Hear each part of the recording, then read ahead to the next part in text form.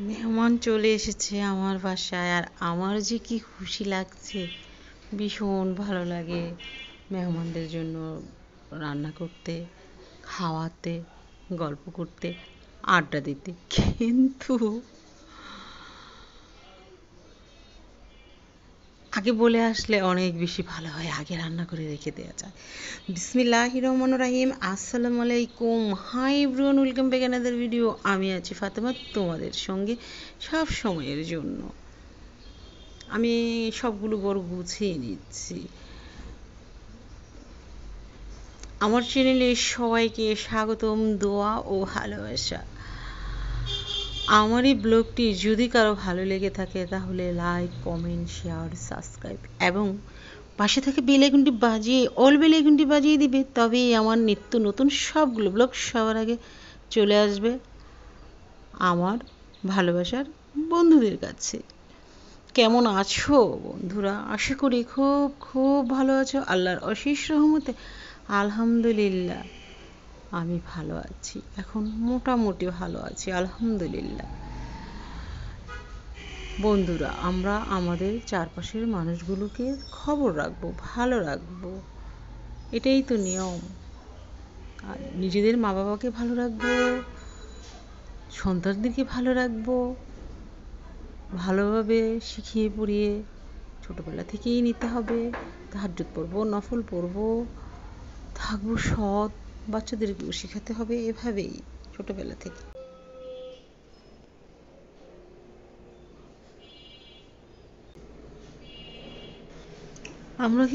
আমরা নিজেদের ভুল নিজেরাই করি। অনেক সময় ভাবি যে বড় হলে শিখবে, এটা করা যাবে না।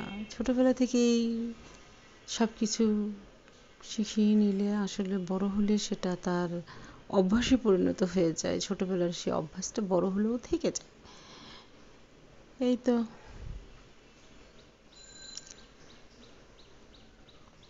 মেহমানদের জন্য রান্না করলাম, খেলাম, গল্প করলাম, আড্ডা দিলাম, ভীষণ ভালো লেগেছে।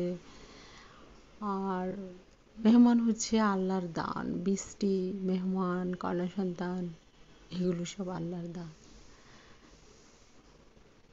মেহমান দেখে ভয় পাওয়া ঠিক না। আমার যা সামর্থ্য আছে তাই আমাদের বন্ধুরা দিয়ে আপ্যায়ন করলে আল্লাহ খুশি হবে। এই তো পরিশেষে বলবো,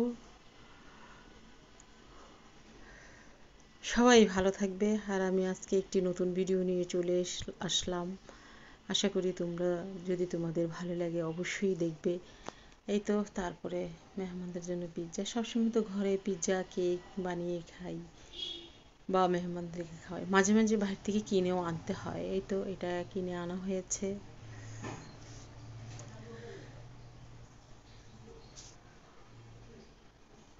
মেয়ে খাইয়েছে এটা।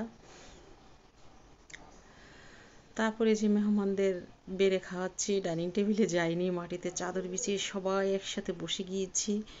আর সবসময়ের মতোই বলবো, আমার মেহমান বা আমি কখনো ভিডিওর সামনে আসি না, আসতে পারবো না। এই তো যতটুকু পেরেছি বাড়তেছি সেটা একটু দেখিয়েছি, খাচ্ছি একটু দেখিয়েছি, ব্যাস এতটুকুই যথেষ্ট। এর পক্ষে আর আমার কখনোই সম্ভব না। এখানে আমি বিরিয়ানি রান্না করে নেব মেহমানদের জন্য। আমি এখানে 1 কাপের মধ্যে পেঁয়াজ, 1 কাপ তেল, তেজপাতা, গরম মশলা দিয়ে কষিয়ে, আদা রসুনের পেস্ট 2 টেবিল স্পুন দিয়ে,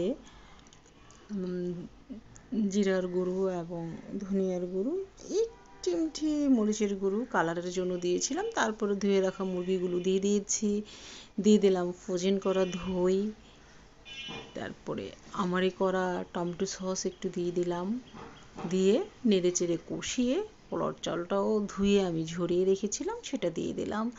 দিয়ে আমি ফুটন্ত গরম পানি দিয়ে দিয়েছি। ফুটন্ত গরম পানি দিয়ে দেওয়ার একটাই উপকার, খুব তাড়াতাড়ি হয়ে যায়। আর আমার রান্নাবান্নাও সবসময় মোটামুটি আমি তাড়াতাড়ি করতে পারি। সময় আমি লস করি না, একটা তরকারি চুলাতে দিয়েছি আরেকটাতে ভাত দিই, এদিকে এসে আমি ঘর গুছিয়ে ফেলি। আর এখানে রুই মাছ ভেজে নিচ্ছি, সরি এটা রুই মাছ না কাতলা মাছ। আদা রসুন, আসসালামু আলাইকুম, আল্লাহ হাফেজ, আল্লাহ হাফেজ। আমাদের জন্য সবাই দোয়া করবে, আমিও তোমাদের জন্য দোয়া করব। আল্লাহ হাফেজ, আল্লাহ সবাই অনেক অনেক অনেক বেশি ভালো থাকবে। ও ভেজে নিয়েছি এতটুকুই।